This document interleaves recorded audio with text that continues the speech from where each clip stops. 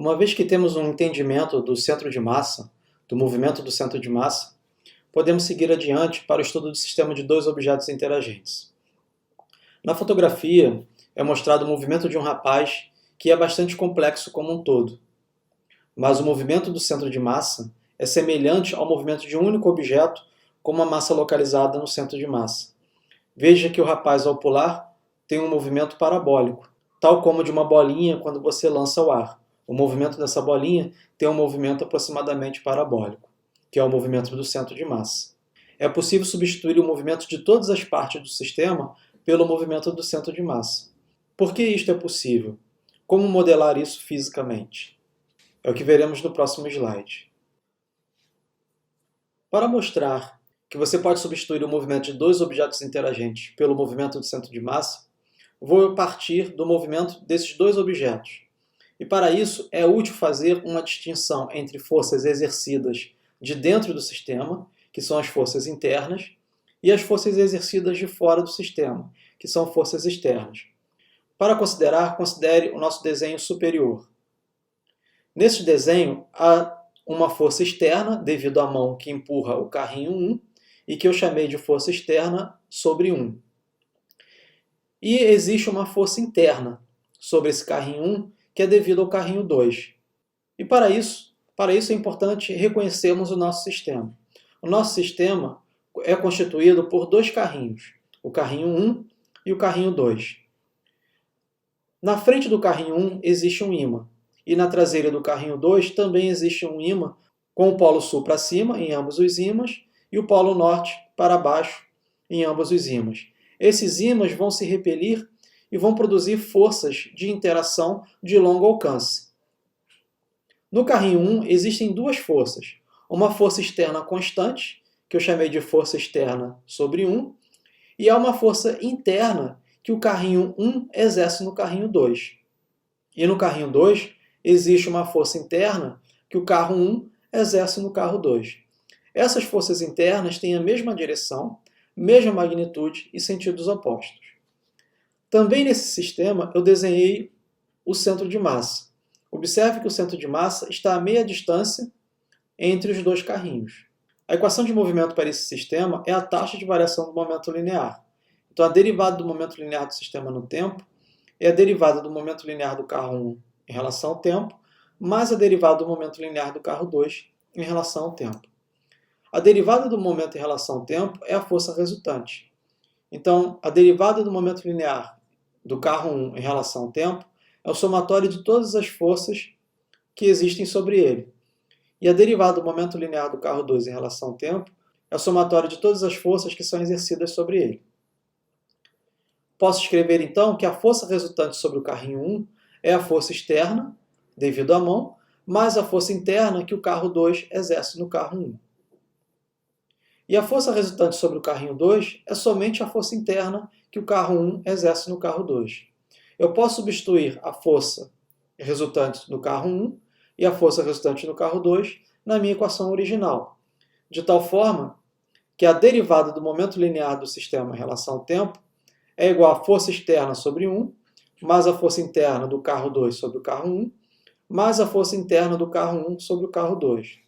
Agora observe o seguinte, as forças internas que o carro 2 exerce no carro 1 e a força interna que o carro 1 exerce no carro 2 formam um par de interação. Posso dizer que a força de 1 sobre 2 é igual a menos a força de 2 sobre 1. Quando uma força externa atua sobre um sistema isolado, a taxa de variação do momento linear do sistema não é nula. Obtemos do slide anterior que a derivada do momento linear do sistema em relação ao tempo é a força externa sobre o carro 1, mais a força interna que o carro 2 exerce no carro 1, mais a força interna que o carro 1 exerce no carro 2. Mas vimos também que essas forças internas formam um par de interação. Então a força interna que 1 exerce no carro 2 é igual a menos a força interna que o carro 2 exerce no carro 1. Então essas forças internas aqui são nulas. E como resultado, uma vez que as forças internas formam esse par de interação, então a derivada do momento linear do sistema em relação ao tempo é igual à força externa que atua sobre o carro 1. Essa equação está me dizendo que somente é possível variar o momento linear do sistema se houver uma força externa resultante sobre esse sistema. E neste caso, essa força resultante externa está atuando simplesmente no carro 1. E isso é suficiente para variar o momento linear de todo o sistema. As forças internas não variam o momento linear do sistema como um todo. Em consequência, o momento linear do sistema isolado varia somente se houver uma força externa resultante atuando sobre ele. Da equação anterior, podemos dizer que o momento linear final do sistema vai ser igual ao momento linear inicial do sistema mais a força externa vezes o intervalo de tempo da interação. E existe uma sutileza nessa equação. Os momentos lineares são aqueles dos dois carrinhos. É o momento linear do sistema como um todo. A ação da força externa sobre o sistema é empurrar o carrinho 1. E esse carrinho 1 se move por um deslocamento ΔR1. Veja que o carrinho 2 praticamente não saiu do lugar, porque, como se trata de uma força de ação à distância, devido aos ímãs, deve existir uma aproximação mínima para que o carrinho tenha alguma ação da força externa 1, porque essas forças internas não são suficientes ainda para alterar o momento linear do carrinho 2. Em todo caso, o centro de massa do sistema se deslocou por um deslocamento ΔR do centro de massa. Você pode verificar nessa imagem que o deslocamento do centro de massa não é igual ao deslocamento do carrinho 1. O carrinho 1 se deslocou mais que o carrinho 2. As forças internas não têm nenhum efeito no momento linear do sistema. Apenas a força externa exercida no sistema varia o momento linear do sistema. Podemos dizer que a força externa sobre o carrinho 1 foi igual à variação do momento linear de todo o sistema em relação ao tempo. O momento linear do centro de massa do sistema de dois carrinhos é definido como o momento linear do sistema, que é igual à inércia total do sistema vezes a velocidade do centro de massa. Como a inércia do sistema, que é igual a m1 mais m2, permanece constante na interação, podemos calcular a derivada do momento linear do sistema em relação ao tempo. E está escrito aqui. Então, a derivada do momento linear do centro de massa em relação ao tempo vai ser a derivada em relação ao tempo do produto da inércia do sistema vezes a velocidade do centro de massa. Como a inércia do centro de massa é constante, ela sai de dentro da derivada, restando apenas a derivada da velocidade do centro de massa em relação ao tempo. Concluímos que a derivada do momento linear do centro de massa em relação ao tempo é igual à inércia do sistema vezes a aceleração do centro de massa. Ou a força externa sobre o carrinho 1 é igual à inércia do sistema vezes a aceleração do centro de massa. Essa equação está me dizendo que eu posso substituir os dois carrinhos de inércias M1 e M2 pela inércia do sistema. E essa inércia do sistema vai se mover com a aceleração do centro de massa. E isto é possível devido a uma força externa que está atuando apenas no carrinho 1. No salto dessa moto, através de um canal, a única força externa resultante sobre o motociclista é a força-peso, desconsiderando, claro, a força de atrito.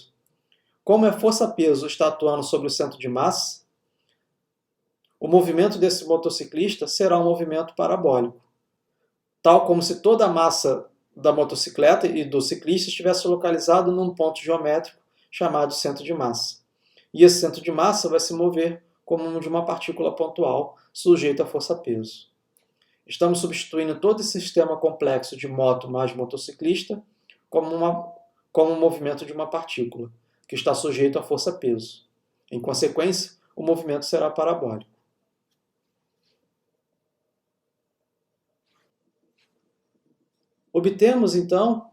Acabamos de obter a equação de movimento para o centro de massa do sistema. Será igual à razão entre a força externa sobre um dos objetos, nesse caso sobre o carrinho 1, dividido pela inércia total do sistema. O centro de massa de um sistema de dois objetos acelera como se toda a massa estivesse localizada no centro de massa, e a força externa fosse exercida nesse ponto. Os dois objetos se comportam como um único objeto. Então, esse sistema de dois carrinhos, que tem um deslocamento do centro de massa, devido a uma força externa resultante apenas sobre o carrinho 1, pode ser substituído pelo movimento do centro de massa. E sobre esse centro de massa vai estar atuando a força externa resultante, que nesse caso é a força exercida pela mão. Essa força externa vai produzir um deslocamento do centro de massa, que eu represento por ΔR do centro de massa. E o momento linear final do sistema, do centro de massa, vai ser o momento linear inicial do centro de massa, mais a força externa sobre o carrinho 1, vezes o intervalo de tempo, que na verdade vai estar aplicada sobre o centro de massa. Se você preferir, você pode dividir ambos os lados da equação pela massa do sistema e vai obter que a velocidade do centro de massa final é igual à velocidade do centro de massa inicial, mais a razão entre a força externa dividido pela inércia do sistema, vezes o intervalo de tempo. Notando que a força externa sobre a inércia do sistema é a aceleração do centro de massa. Ou ainda, se você preferir, pode escrever que a posição do centro de massa final é igual à posição do centro de massa inicial, mais a velocidade inicial do centro de massa vezes o intervalo de tempo, mais a aceleração do centro de massa dividido por 2, vezes o intervalo de tempo ao quadrado. Note que essas equações são idênticas às equações de uma partícula que nós viemos estudando até o presente momento. Mas se você tiver 2 partículas, 3 partículas, infinitas partículas, basta você localizar o centro de massa e determinar qual é a força resultante sobre o sistema. As forças internas podem ser descartadas, porque elas não alteram o momento linear do sistema. Dessa forma, o seu movimento é simplificado. O trabalho que você terá é simplesmente encontrar a posição do centro de massa e as forças externas atuando sobre o centro de massa. A equação de movimento que você obteve para o centro de massa do sistema de 2 partículas, e nesse caso do movimento de 2 carrinhos, pode ser aplicado para qualquer sistema de 2 corpos. E algo interessante ocorre quando a força externa resultante é igual a zero. No sistema isolado de 2 partículas, a força externa resultante é nula, e a aceleração do centro de massa não varia. Isto é, o momento linear inicial é igual ao momento linear final, pois há somente forças internas, e essas forças internas não alteram o momento linear do sistema. Como exemplo, as estrelas Sirius A e B têm cada uma sua órbita, que você pode ver nessa simulação computacional. Essas 2 partículas, essas 2 estrelas, orbitam um ponto em comum, que é o centro de massa. As forças gravitacionais entre elas são forças internas, que não alteram o movimento do centro de massa. O centro de massa ele não se desloca em direção nenhuma. Na figura do meio, é possível ver o centro de massa localizado um pouco mais próximo da Sirius A, porque a Sirius A é mais massiva que a Sirius B. A Sirius B, na verdade, é uma anã branca.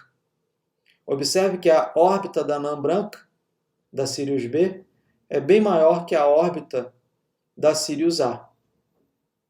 Mas o centro de massa não se move. Na figura à direita, temos uma fotografia tirada por um satélite que mostra a luminosidade da Sirius A e a pequena Sirius B. E a figura mais à direita, temos a mesma fotografia, porém em raio-x, onde é possível ver a Sirius B e a Sirius A. A luminosidade da Sirius B é bem maior, porque ela é uma anã branca, que emite maior radiação no espectro de raio-x.